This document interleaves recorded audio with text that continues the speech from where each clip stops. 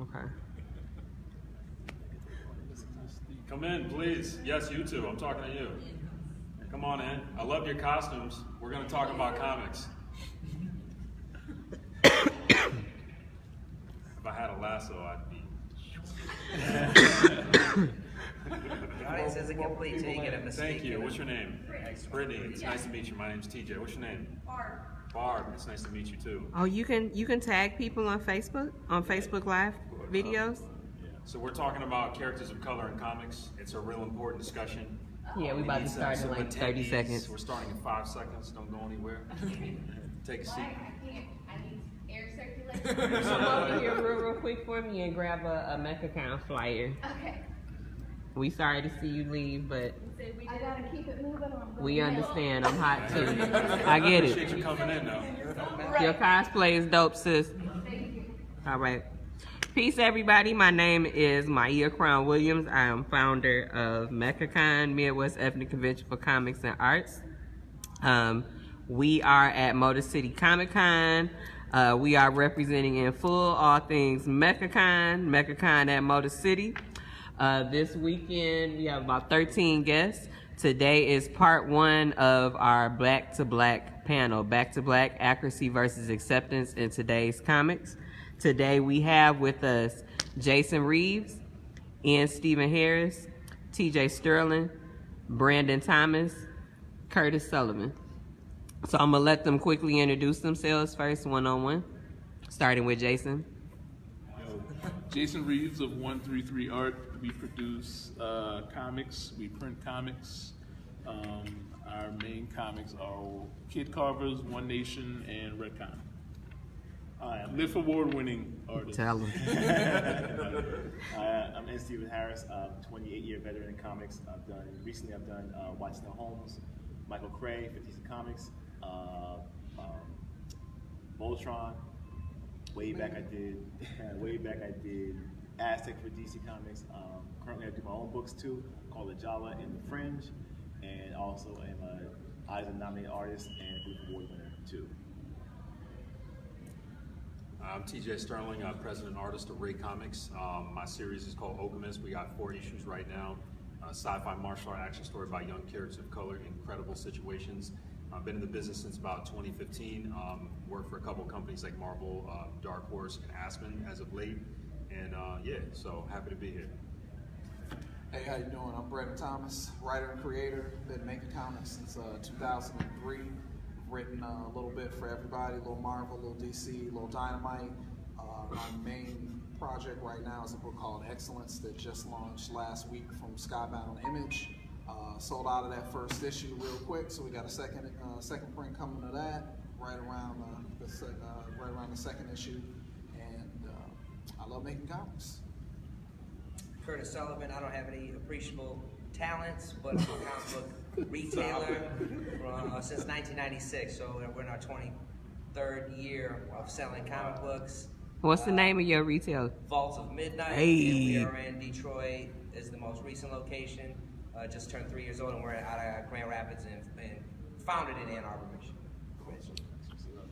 All right, so one of the first questions I always like to start with this panel is, what was your reason for starting to create comics, especially comics that are centered on Black people?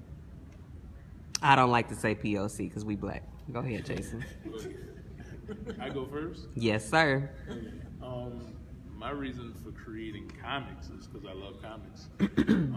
I've been drawing since I was 4 years old, and I've been loving comics since I was 10 years old, and it's just the perfect amalgamation of every medium that I love. I love to read, I love to watch movies, I love to create things. The reason I started 133 Art was because there was, sort of a hole in the industry that didn't have characters, Black characters and characters of color that I wanted to see there. I wanted to be represented. I wanted to see myself in those images. So I said, I can draw, I can create, and I'm gonna create people that look like me inside of those books. And then I learned to print those books, and I learned to distribute, and I learned to market those books, and I've been doing it ever since. So that's why. Well, I started, my love of comics started, I guess, wanting to draw. I was always drawing, and I was always drawing these large one-scene drawings of space battles, because my main influences were like Star Wars, anime like Star Blazers and Battle of the Planets. So, but after a while, I wanted to tell a story with the artwork. So I figured animation was too much work. So I figured the next best thing was doing was comics. So I started drawing comics. I started developing a story when I was in like junior high school, and it dawned on me like maybe somewhere in high school that maybe I'll try this for a living. So I prepared myself for college, went to school for 4 years, and then came out and started becoming an assistant to Dennis Cowan. I was also a student with Michael Davis while I was in college, and those two are the founders of Milestone Media, creators of Static Shock, and I moved on to doing comics professionally, starting with a small company in Long Island, New York, called Personality Comics. That I did a couple of jobs for DC Comics and Dark Horse, and then went on from there. Highlights of the career at that point were doing a book called The Crush for Motown Animation, and then Aztec for DC Comics. Amazing. Trying to think, like, I started collecting comics in '86, and I just remember as a kid seeing that there was just a disparity when it comes to the representation of what our people look like on the shelves. There really was like 1 or 2 comics, maybe, and not even being a young kid in the late '80s, I just could still feel it that it was just there was something off about it. So I always loved comics. I always collected them, and I always felt like I wanted to make a story that was different and unique and special. So my story, Alchemist, is kind of the amalgamation of lots of different types of inspiration for various industries: anime, manga, Super Sentai genre, lots of different things that I loved growing up that I thought was really cool. And to me, it just felt like a duty and a responsibility to do something that I thought was really cool and fun for everybody to read. Okay. Yeah, like a lot of the guys up here, I also used to write and draw my own comics until I realized that my drawing was terrible and that I should stop doing that. But I kept writing, thankfully. And I was gonna write adventure novels. That's what I thought I was gonna do in high school. And I went to a seminar at a convention like this one with one of my favorite comic writers at the time. And after like 50 minutes, like the course of my life had been changed. And so I was pointed at comics instead of at novels. And I mean, I always loved this stuff. I mean, Star Wars is probably like the most important thing that Star Wars at Grandma's house on VHS was like the most important thing that ever happened to me, and it just completely opened me up. And I started VHS, everybody. Yeah, I know. And I started writing in between episodes of my favorite cartoons like Thundercats and Voltron and stuff like that. So that's how I got those were the first stories that I ever wrote.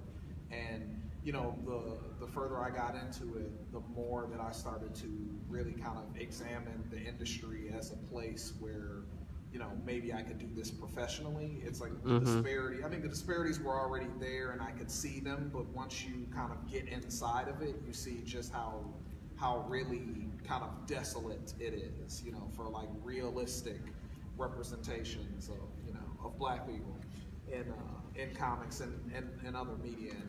And like the guy said, it's a lot.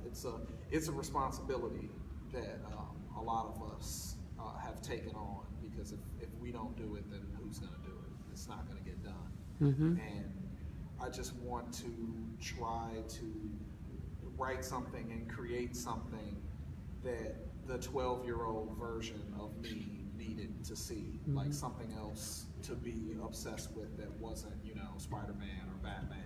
As a great characters, whatever.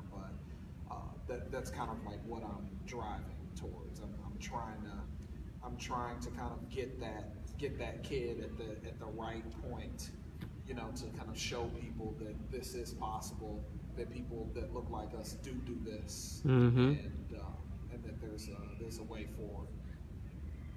And with you, Curtis, what was your What was your strongest interest in having a comic shop that is actually diverse? Because a lot of comic shops love to say that they have diverse products, but they really don't, and you all most definitely do. And I always tell people about Bottom Midnight because you all don't just have black comics, you all have black indie comics. You all have black indie comics people never heard of, but it's a wonderful place for them to find out. So what made you all so interested in making sure that you all were a platform for that? I mean, just comic shops when I was a kid were all men was another thing that we noticed early on. We just wanted a shop that represented like nerds in general, and just that anyone felt comfortable coming to. So and it was kind of a big responsibility, coming from Ann Arbor and opening a shop in Detroit. We're extremely mindful of becoming part of the community and being a welcoming place that everyone felt that they could come into and enjoy. So yeah, I'm a huge lifelong comic nerd, so good comics are where you find them. So I just roll around in comic books. Wherever they are, wherever they're good, I want to have them, I want to read them, and I want to share them with people. So yeah, we think about it every single day. How can we make a shop that represents all types of nerds, if you will. And I say that with total pride. I love, as a young nerdy kid, I had to keep my comics secret. I had to keep my Dungeons and Dragons secret, and that's part of it also. It's like letting that stuff out of being proud of being nerdy, or being proud of liking superheroes, or whatever it is that you like, and sharing that with other people who love that stuff. So, yeah, it's super important because we think about it every single day, and it's not just the stuff we carry, it's like who we hire and that kind of thing as well. So yeah, we want everyone to feel welcome at a comic book store, and we definitely are aware that it's not necessarily that way, or hasn't been that way. A lot of people do not see themselves in comic books, or do not see themselves in popular media. So. Or they put them in a specific section. Yes, exactly, right. So this the black comic section, this shelf right here. And it seems like stuff's getting cooler, right? It seems like, I don't know. I'm outside looking in, so You just politically correct all the time, Curtis. No, it ain't like that at other comic book shops in Michigan. Hell no, it ain't like that at other shops. You just a nice guy. He just trying not to get crazy tweets. He's trying not to get harassed on Twitter, like, Water Midnight, fuck Water Midnight, look what they said. Okay. One other thing I want to ask you all, what was your process like? Not how did you get into comics, because that's a lame question, but how hard or how easy was your process when you first started getting in the industry? Not even first started getting in the industry, but when you first started actually getting recognized, because all four of you all, as far as indie community, you all four are definitely recognized. So how long did it take for you, Jason, before you met me and I blew you up? Because all praises went to Crowns. How hard was it for you to actually start getting, heavier traffic and more authentic, shut up, Jason, authentic representation in the community as far as accolades stuff? Hard questions. As far as process goes, man, it was hard to get in. Like Biggie said, man, you got to kick in the door, waving the full forward. I feel like that's what I had to do. Like I had to literally kick in the doors of the comic industry to get noticed, to sell books, to kind of almost feel like I've created something that people enjoy. My process was, I always believed that if I had a product that I can, that I can push, that I can sell, that I put my talent and my heart into, that I could make it happen. And that first thing was One Nation. And in 2012, we started printing and publishing that. And I told everybody about it, friends, family. When we dropped it on the 133art.com site, people bought it, and I had never previously sold a comic before, and we sold, like 100 copies in the first couple months, and that really kind of spurred me on to say, okay, this is something that I can do. I was very excited. And we just went about the business of making more comics. And we knew nothing. We didn't know anything about selling or any of that. Like, I'm a creative first. So I know how to draw, I know how to get colorists or color it myself, you know, lettering, all that. Those are the things that I'm skilled at. But learning how to market yourself social media wise, in person, at shows and stuff like that, those are things that I had to learn and I'm still learning. So that was a rough part of the process. Another part of the process was getting out of the mindset that the mainstream part of the industry was something that was going to be open to me. When I first started doing like comic conventions and shows, you know, they tell you to talk to the editors and, you know, go to your favorite artists and ask them for critiques and stuff like that. And in my experience, those things didn't really push my career forward, didn't really help me. Like, it's good to get advice, and I'm always open to critique, but at the same time, you know, the big guys are busy. They're very busy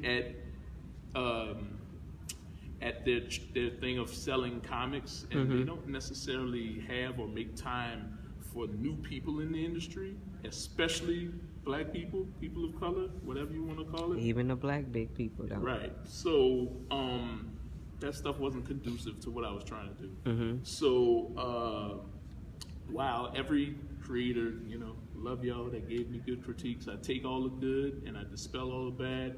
And now that we've put in the work, we've done shows, we've gotten in front of people, which has been the biggest, best part of the process, getting in front of people and making friends in the industry, people who can actually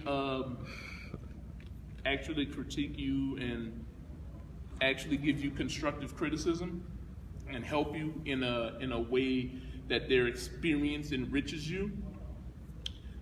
That is what started helping me get noticed and getting to the position I'm in. So as far as getting noticed and selling books, I think it was my camaraderie with a lot of these fine people here, getting into their heads and knowing that, and them instilling their knowledge into me.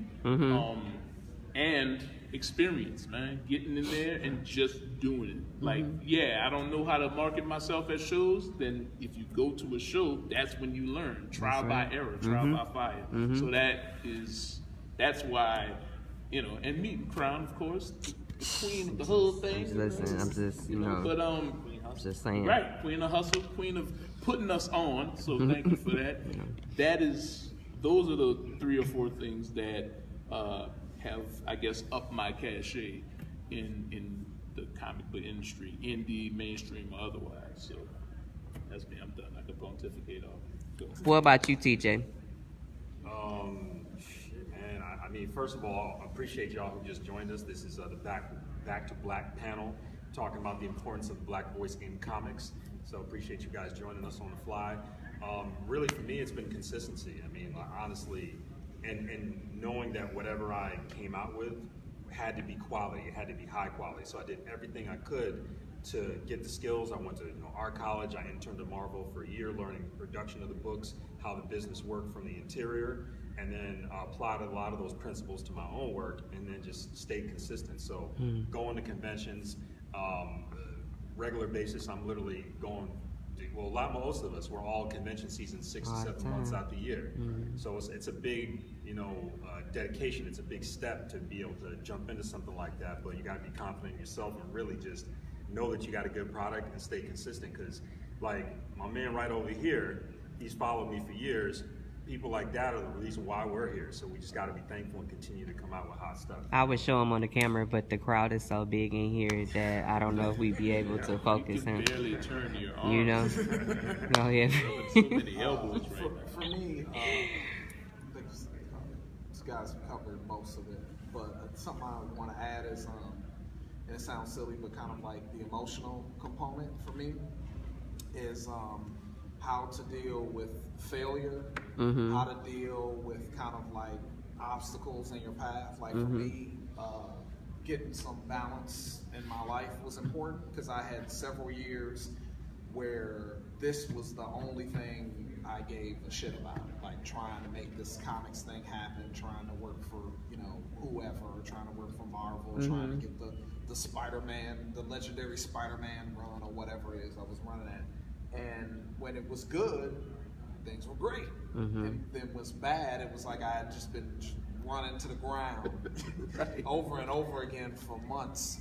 And one thing that this will teach you is persistence. And you know, if you are not mentally tough, like you won't be able to make comics, period. And you definitely Be won't in this able to make community, comics, period. you know, as a black person at all, because there are a lot of some of the obstacles that you face are intentional, and some of them are just benign. Just, you know, here it's a great example. Most of the editors at Marvel and DC are white men, and typically editors will hire the people that they know, the people that they're friends with.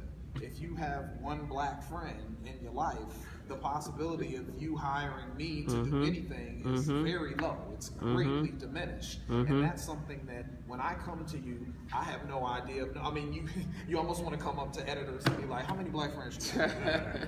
How many black people do you have in your life that you interact with? Right. Like less than 3? That's all right, man.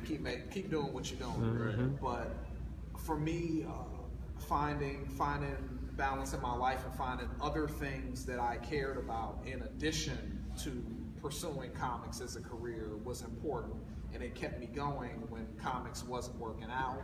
And you bring those other experiences into it, and it just kind of, you know, it made me, you know, it made me more well-rounded, and it kept me going through the kind of difficult periods, the periods when, you know, you call people and they pretend like they don't know who you are, and you know, it's always easy to get people to respond to you like when you have something like new and hot out, but you know, Something that Kari Randolph drew. You go 6 months without a hot book out, and it's just like you've just disappeared. So emotionally and mentally, you have to find ways to survive and sustain yourself and not damage yourself. Because what you see a lot of people get frustrated and dejected, and they go to the internet and they tell you.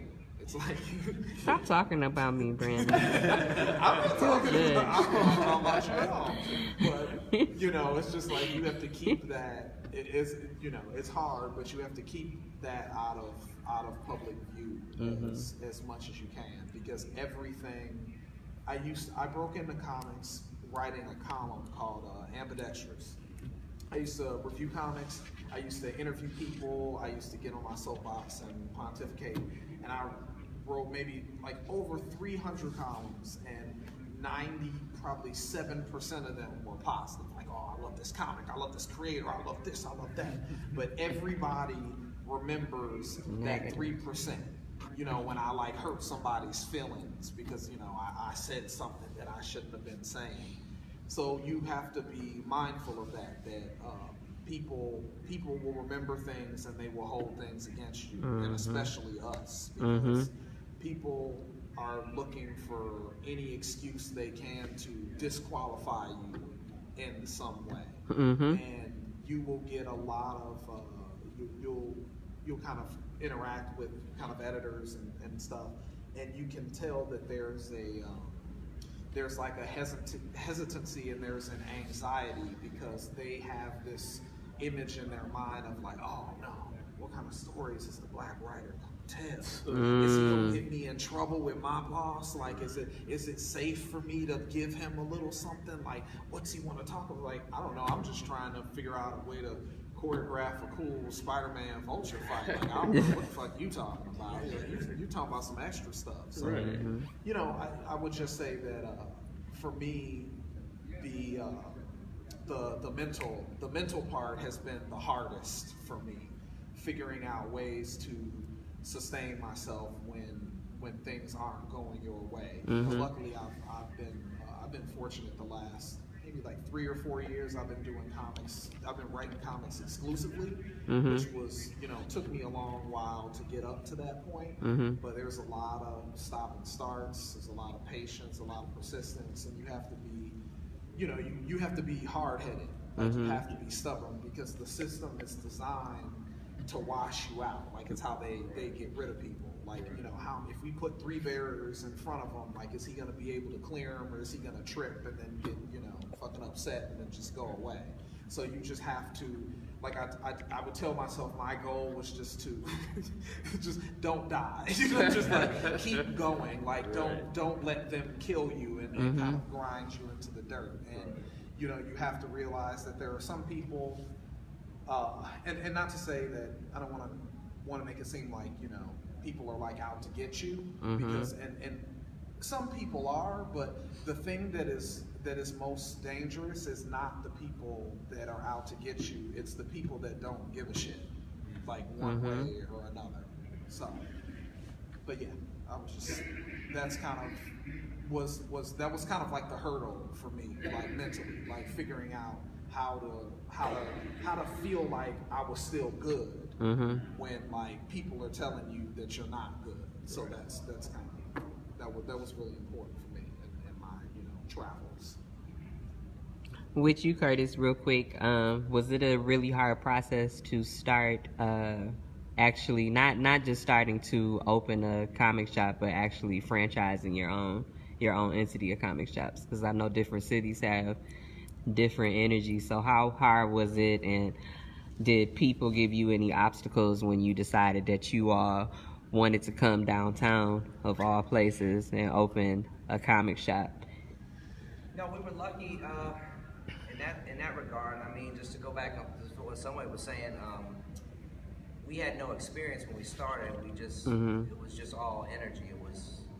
There was no grand plan. We just loved comic books. We didn't have any financial sense. We didn't have a business plan.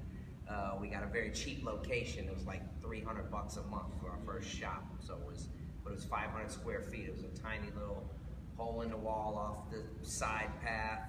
It wasn't even quite downtown. But we just liked comic books a lot. And then all the other stuff came, and we just, you know, never quit. Despite the fact that, like, I don't know if anybody remembers, but there was a time when you could write a check, and then that check would take a couple weeks to clear. Yeah, time, We yeah, leeway. would pay for our comics. The UPS man would come and he would give us the comic books, and we would give him a check, knowing that it would hit the distributor and wouldn't hit their bank for 2 weeks. So we would get these short-term loans that kept us alive in the first 3 to 5 years of being a comic shop. So, and the reason I say all this is because it was the passion and just the love of like the whole thing that propelled us forward. We weren't smart or scared enough to like think about the repercussions of, you know, defaulting on a lease or defaulting on our payments to Diamond Comics or any of this and what that would mean financially, you know. Now we think about it, now it's way more scary. We're all adults and have children and all this shit. But luckily we were like stupid and young enough to like not care about this stuff. Stupid and passionate. Impact, thank you, exactly. You just keep going and keep going and keep, and you know, you guys have all kind of stated like about setbacks or moments where you just like, you know, we almost quit 10 different times. We had a building sell out from under us, and then the new landlord's gonna double our rent. We gotta sign a 5-year lease, and you got 30 days to sign or get out. And we're running around town trying to find a new spot. Couldn't find a spot, found one with 3 days to go, you know. So, but the whole time we're like, do we just quit now, 10 years in? You know, it's been good, it's been up, it's been down. But if you love it, and I think it's, my angle is retail, you know, creative side, it sounds like there's some similarities with, if you love it, if you care about it enough, you just have to just keep,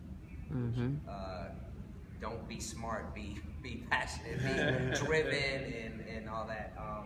But every new town is been crazy. Grand Rapids is like a whole different world. That's the other side of the state. We went there because we thought, this is when we got smart and got a business plan where we just did demographic research. There's X amount of colleges downtown, and the average income is this, and proximity to this and that would be good for the business. Shout out to G-Rap. No. Grapple snaps, and nobody calls it that. Yeah, it's a great town, but we didn't know anything about it. You know, Detroit was easier. I'm from, you know, the area-ish. You know, Westland and Inkster when I was real young, and then Ypsilanti primarily. So I come out to Detroit when I was younger to go to shows like a lot of people from Ann Arbor or Ypsilanti do. So that we had more of a just like a general sense. There wasn't a comic shop downtown, and somebody said to us that there hadn't been a shop in downtown Detroit in over 20 years. And that was kind of like the final click of like, I'm a Michigan kid, this is a great American city, it's a giant metropolis. How can there not be a comic book comic book store downtown Detroit? That's just crazy as shit. Maybe we can be the folks that can do it. So. And now the other bookstores don't want to sell comics because y'all have a comic shop, and they like, no, we don't even need to do that anymore. Like, we got bought. Like, every time I go in other bookstores, you know, they always pride and talk so well about especially Mama Janet. Shout out to Mama Janet, Source Booksellers. Source Bookstore, they've been good friends with us for She loves some damn Vault of Midnight. Steven, how hard was it for you, or really how well was it for you to transition from mainstream to indie? Like, was that something scary for you to start doing your own property having the comfort? Yeah, there was no comfort. It's very low comfort. Get fired the next day. Because comics, mainstream comics, it was, I knew at some point I would have to be multifaceted, not be able to not just do comics, but do other forms of artwork like storyboards, concept art, or illustration in general. So I wouldn't have to rely on comics because those guys were so flaky, and editors, you know, artists can be like, yeah, we want you, no, we don't want you, or who are you? So it could run the gamut. In the span of a month. Yeah. See, I got something for you, we're great for it, then like, oh, no, that didn't happen, I'm sorry. It's the same span of a month, it can happen. So I was mainstream from 91 to about 2000, various stages, and then things just got dry. I transitioned into doing storyboards for commercials. I started, you know, getting some money in that between around 2004, 2007. I started, and around that time, around 2000, I started doing my own book, and I started putting the high gear around the time I was doing storyboards because I was bringing in money, and I could have the time to do my own comic book, which is this one, Brotherhood of Fringe. And then the internet came along, and I started using the internet more and getting on the internet, promoting myself. I got back into mainstream comics around 2010 with Vampire Huntress with L.A. Banks' book. Shout out to RIP to L.A. Banks. So I got back into it, and I started using social media to promote myself, my create own material. And just to the friends there, there's this one, Ajala. And so, rest in peace to Robert Garrett, our new ancestor. Co-creator Ajala recently passed away. His funeral is tomorrow. And his funeral is Saturday, May 18th. So, using social media, going to conventions again, promoting myself as an indie creator or just a creator in general, doing stuff that helped me a lot. So, doing shows, doing comic book conventions, putting myself out there. So it's always varying degrees of notoriety. Some people still don't know about me. I've been in the game almost 30 years. People say, people don't know me because it's like a new crop of a new generation coming up who are just getting into comics. They have their own frame of reference. So it's like Brandon said, if you're out for 6 months to a year, you might get forgotten real quick. So probably even less now with how fast social media moves. So I make sure to always promote myself and keep myself relevant. So it's work. It's not just work doing the work. It's work keeping yourself relevant. It's work promoting yourself, and it's work networking yourself. So you get to be on top of all those things at various times. Okay. Real quick before we go to questions, because there's so many people in here, I know it's like a room full of questions we have right now.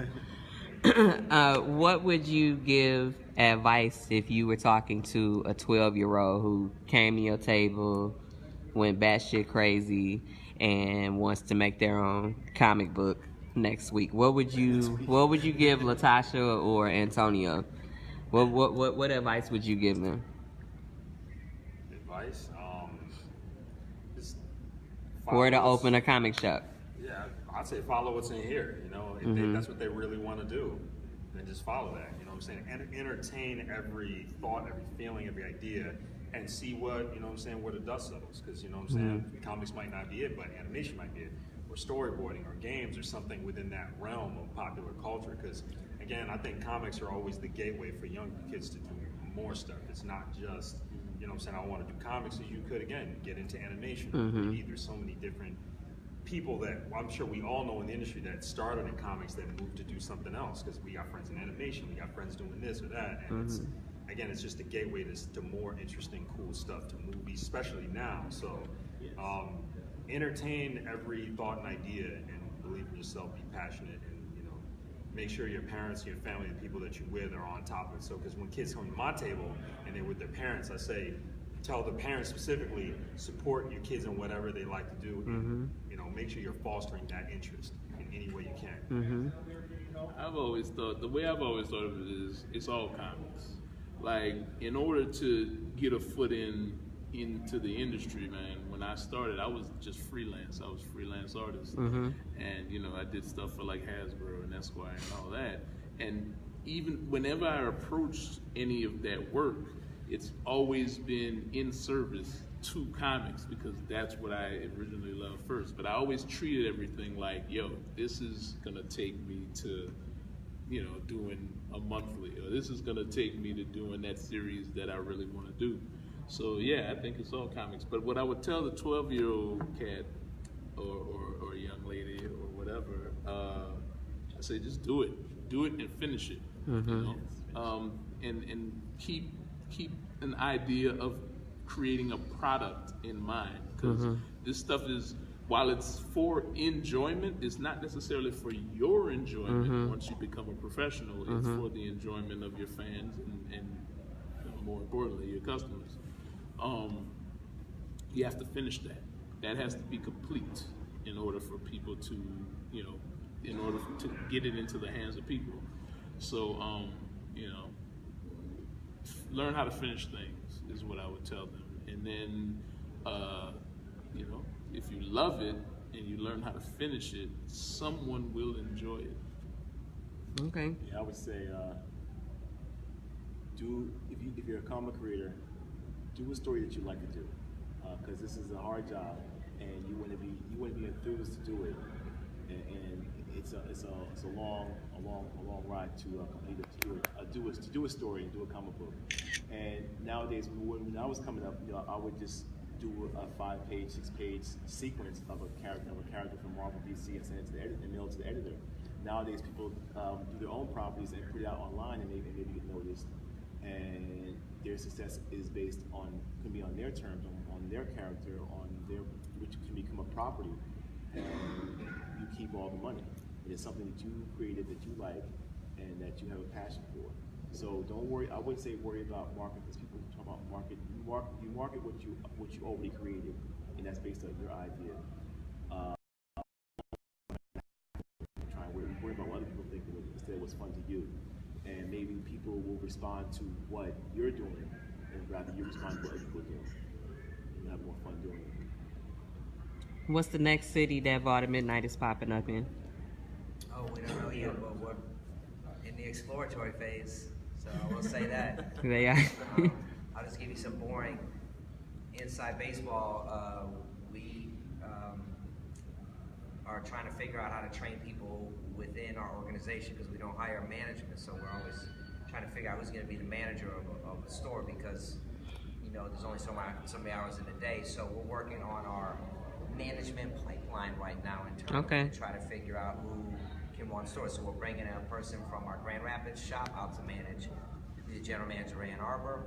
We're promoting somebody in Grand Rapids, and then we're trying to next phase will be training another general manager that will then, when we find this new location, we'll have that structure in place, because that has been the hardest part. Is opening Detroit, we just added another 100% more work to our plates, the owner's plates.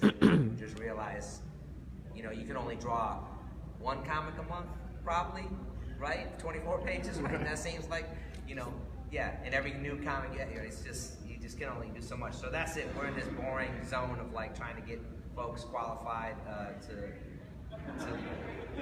run a vault to midnight, but we don't hire externally. We don't hire outside the shop. So That was the John Burnham, doing 2 books in a month.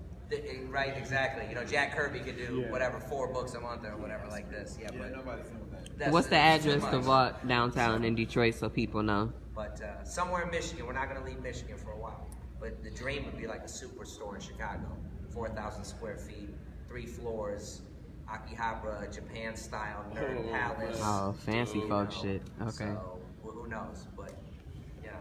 What's the address to the one downtown so people know? The one in Metro Detroit. Yeah, 1226 Library Street. And that's just, it's right next to the Hudson Building spot, you know, the famous Hudson It's Building. on the bottom of the Z lot, the infamous Z lot. You know, so.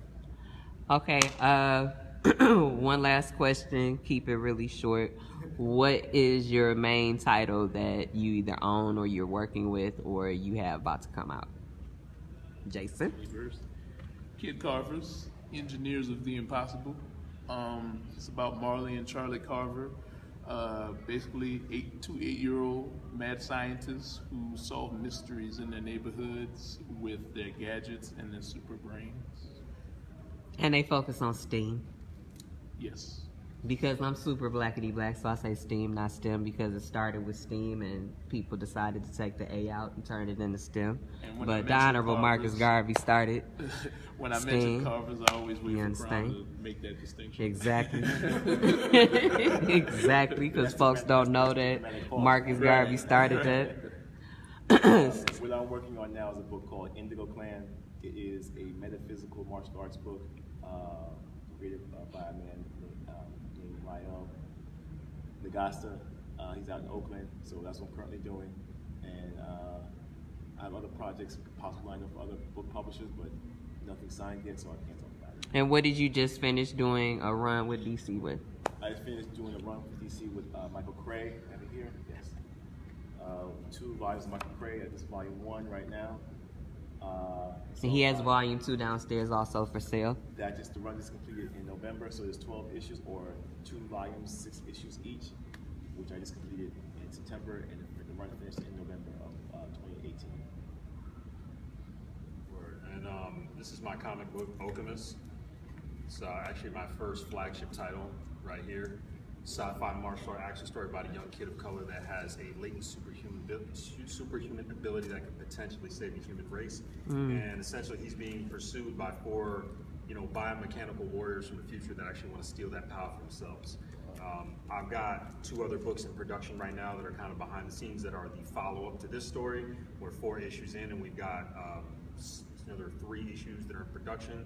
Once we finish with issue 6, we have a spin-off series featuring Ticina, which is the main female lead character right here. So we've got a lot of cool stuff going on.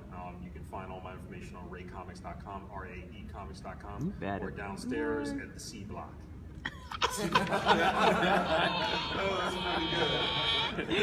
Go ahead, I Brad. want to mention my .coms now. Right. I'm Brain Excellence. Excellence is my main focus right now from Skybound Image. First issue just came out, sold out. We have a second print of the first issue in stores June 12th. The second issue of the series will be in stores June 19th, which is also Juneteenth. Happy scheduling accident. That ain't no accident, brother. Yeah, that'll be my main focus going forward. I have a couple of pitches out that I can't really elaborate on, but one of them, I did a book called The Many Adventures of Miranda Mercury. That's right. That's several right. years back. That's right. And there may be some very exciting, positive movement on that front. Okay. So, All right, well, I definitely want to thank all my brothers for coming in here, stunting on these hoes all day. Thank y'all so very much. I adore y'all. If anybody has any questions, you all can form a long line starting right there with your questions. Does anybody have any questions? What about you, brother? When writing and creating, and you're using other influences, how do you really, without, I don't want to say plagiarize, but how do you use that influence without feeling like you're plagiarizing? Say it that way. For me, I try not to. You don't plagiarize the material. You plagiarize the feeling. Like you plagiarize the emotion that you're trying to like evoke, which is a much kind of a safer route to take. So you don't take a scene from something. Remember how you felt about that scene. Analyze that scene. Determine like what about that sequence spoke to you. Like for instance, one of my favorite action sequences of all time is Return of the Jedi. Luke on the plank and signaling the R2 for the lightsaber, doing the flip and putting his hand up, and the shit just comes down. There's just something about that, the feeling of that, just like the what it is the audacity of that moment. Because we've been watching this movie, right? And Luke Skywalker showed up in the black costume. He's knocking people on the wall, and he's just like talking shit. It's like, wait a minute.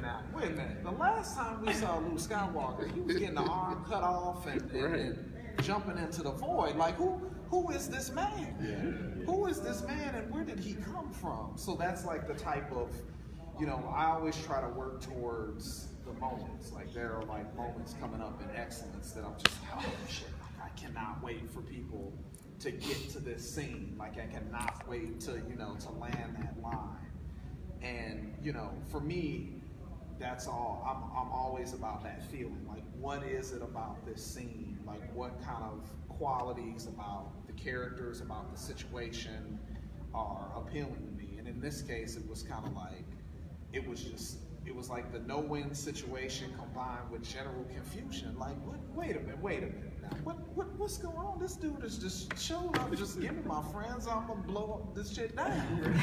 And they didn't believe him.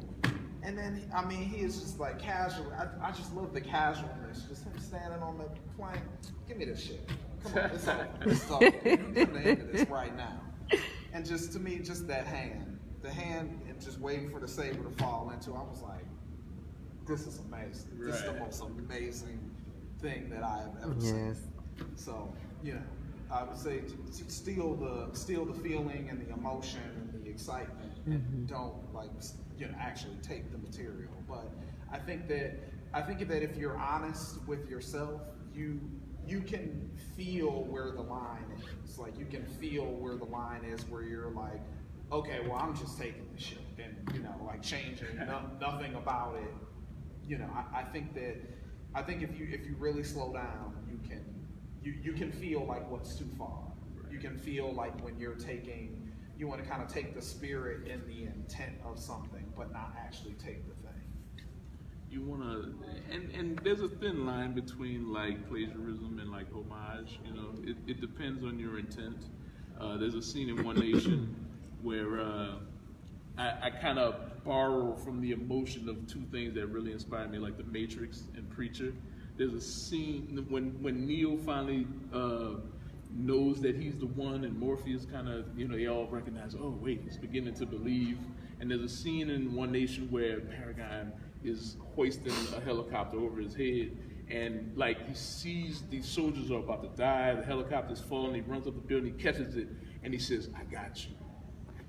And it's kind of like I got you to them, but also I got you to myself. Like he's beginning to believe. That emotion that I felt when I heard those words in that story, I was trying to convey that in that particular scene. But and minutes after, when he's like, letting the helicopter down, the guys are looking at it and they're like, they're like seeing like a black super soldier in front of them. And they're like, holy crap, what's going on? And they like, give the bad guys hell. And he walks off kind of like, like now he's the one. He feels it and he goes, you got it. and that scene is like a homage to a scene in Preacher, in I think it's the volume 2 is called Until the End of the World, and Jesse finally becomes, in my opinion, Jesse Custer at that moment. He deals with his family. He's dealt with this big, like the dude that raised him, who always beat him. He finally besties this guy, and he finally talks to John Wayne again. You know, there's a whole big thing about John Wayne and Preacher, and John Wayne tells him something like "walk the walk" or something, and Jesse walks off like, "You got it." And I was like, I have to homage that scene. Like, I have to do something cool. Like, after you fully realize who you are, what I want to convey is that now I'm like swagged out. You know, you got it. So you know the line internally, and sometimes you can pull some stuff in, you know, from other things and still, you know, skirt that line. So It's a quiet scene. It's a scene of like two or three characters in the foreground looking in the distance. They were talking. And the way it was composed, I thought it was dope. It just reminded me of a comic book. And I used it in the Fringe, but it was like it was a flash before during when their land was invaded, and they're about to throw down for their supposed last stand. And so I just wanted to capture that scene of these parents about to throw down, so their group and their son can survive and hold off the incoming army. And I just wanted to have a quiet moment before the shit breaks loose. And I thought that scene was really dope on how they composed the scene. Except in his scene was still, the two characters were silhouetted. I drew them out, but it's from the back. You don't really see the faces. I want to keep the faces kind of not seen in that moment, but still have it drawn out. I wanted to get some of the cultural elements of what they were wearing, and kind of contrast it with that time period before their invasion and after, whereas it's a lot different 30 years after that scene takes place. So so it's a fine line, and it also I would say something silly, but it's like you see something flipping color purple. Real quick, because I know we. Yeah, like real quick. I mean, I think when you think about comics in general, it's a derivative of something that someone's seen, or there's an homage to something. Think about Superman. You know, okay, Superman started out as an homage or kind of a sample of like the old school strongmen. They would wear the S on the chest, in the circus lifting heavy stuff. Or you see Spider-Man, and it was, you know, they kind of took that luchador mask from the Mexican wrestlers, and they were inspired by that look of it to create the mask. You know what I'm saying? So there's always something in real life or something like that kind of inspires, I think, comic books. And I think that, like, as long as it's done tastefully, you know what I'm saying, that it makes sense and it's a natural evolution, it becomes something completely different. And I think specifically for my book, like I didn't really see any American comic books doing a Sentai-esque genre type character that was outside of a regular Power Ranger book. Now, when I put my books out, there weren't any Power Ranger comic books at the time. Now they've obviously come back full swing, so that's pretty dope. But really, for me, I wanted to do something completely different, flip that, what people are used to seeing, but also slide in other elements of Eastern culture, which I, personally have influenced me because I did a lot of martial arts growing up. So there's lots of little DBZ and moments in there, which I love. And there's lots of little manga, Berserk or Guyver, or moments in there that people love, that I love. And so I kind of throw that into my books. Back to Steven's point, you got to do something you love that you can stand, you can be interested every single time you draw it. Okay. All right. Well, I definitely want to thank y'all so much for attending our TED Talk. And I appreciate you all. And tomorrow we have another panel as well as Sunday. I think tomorrow is at 2:30, but don't quote me. I don't know, but we'll figure it out. But thank y'all so much. I appreciate y'all. Thank you. Thank you.